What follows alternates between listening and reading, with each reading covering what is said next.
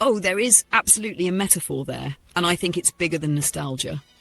13-inch CRT Meta had maybe 5 or 10 serious options. Once you put Blaster Master in the NES, that was basically the evening. You weren't 20 minutes into it thinking, but perhaps I'd achieve 12% greater entertainment utility if I were playing one of the other 8,000 games available to me. You worked with what you had.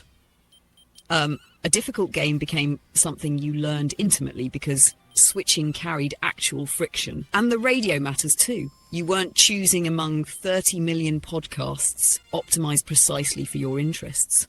Some weird voice came out of the darkness at 10 p.m. and talked about UFOs or politics or whatever the station happened to be broadcasting. And that became part of the texture of the night.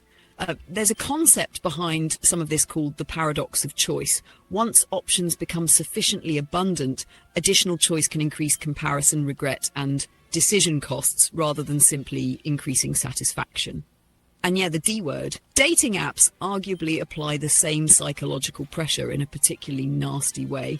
Even when you found someone interesting, the interface reminds you that there is an effectively endless procession of hypothetical alternatives one swipe away. You're no longer comparing your actual relationship with being alone.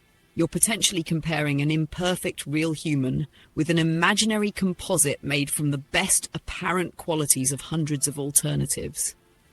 Games have become strangely similar. You own Dragon Quest V, you're enjoying Dragon Quest V, but Steam says, Smeta, you have 200 other games.